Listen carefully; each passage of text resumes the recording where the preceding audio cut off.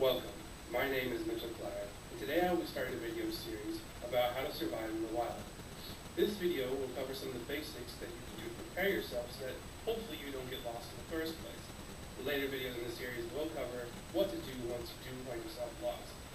Now for the intents of this video series, we're going to assume that you are not going to a well-paved, high-traffic trail, and you're doing something more like an old trail that's either fallen into disuse and low maintenance, or maybe you're going hunting to a wooded area that doesn't have well-placed signs of where to go.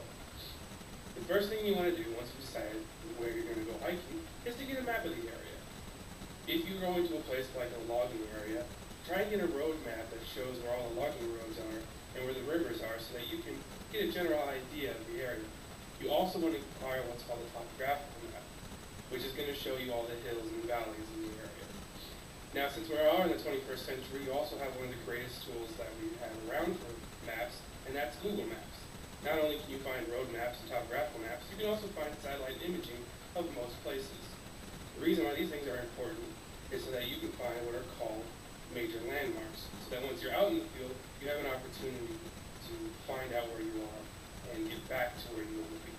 Now, once you acquire a map, there are a lot of things going on, and I just want to point out some of the important things for you to pay attention to. So this is a map of the Lower Deschutes Wildlife Area, in particular the River Ranch parcel. Now this map's put out by Oregon Fish and Wildlife, and they're the ones who will regulate where you can hunt and such things. So this particular hunting area, you have to go down the Deschutes River in order to get to it. So anywhere that's in these red lines is an area where you can hunt. I'm not going to go there and go hunting. I just want to go see some wildlife, and so I'm allowed to go anywhere in these yellow areas, which is the Bureau of Land Management lands. So on this map, I want to point out that you can see all these main rivers that come through here, and you can also see all of these rivers that feed into or get fed from the Deschutes River. Now, I'm going to go ahead and focus on this area where the Deschutes River meets Ferry Canyon. Since I know that I want to see more detail in that area, I went onto Google Maps and I got this map.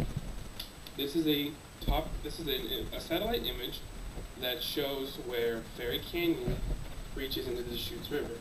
Now, what's important about seeing this is I can now see all the highs and lows in the area, all your hilltops, all your valleys, as well as where the two waterways are. The reason you want to identify all these landmarks is so that you can find them if you get lost. If you know that on the east side of where you came in, there's the Deschutes River, then you know a major landmark in order to get back up the river to where you came from and where you left your car. So after you've studied your maps and you've found your local landmarks, you want to start studying the people who are going with you. You need to know things like how experienced they are and how in shape they are. If you are going with a group of people who are really out of shape, you may not want to take them into the middle of the woods and go over rough terrain. If you also have new people coming along, you might need to tell them some of the stuff that you consider really basic. Stuff like, don't get drunk the night before, don't wear flip-flops, bring warm clothes. Another important thing to know before you go into an area is what the weather's going to be like. Flip on the news and don't just look at the 5 to 7 day forecast. Pay attention to the storms that are brewing off the coast, for example, that could be blowing over, or if the lows are going to be really low at night and if you are anticipating possibly staying the night, then maybe you need to bring warmer clothes. This next tip is probably the single most important thing that you can do before you go on your hike. You need to tell someone who's not going on the hike what your plans are. Tell them where you're going, when you're leaving, when you'll be returning. You also need to give them a contact with the local ranger area, or in our case, the Oregon Department of Fish and Wildlife, their field office in the area. You also need to let them know when you'll be contacting them to let them know that they're safe, let them know that you're safe. So if you're planning on being home by 2000, but you know you'll be in your cars by 1900, it's a good time to call them. If you're outside of cell phone range, you need to let them know that when you get back into cell phone range at about approximately what time, that you'll call them. Then make sure you actually call them, because the second that you're late is the second they start to work.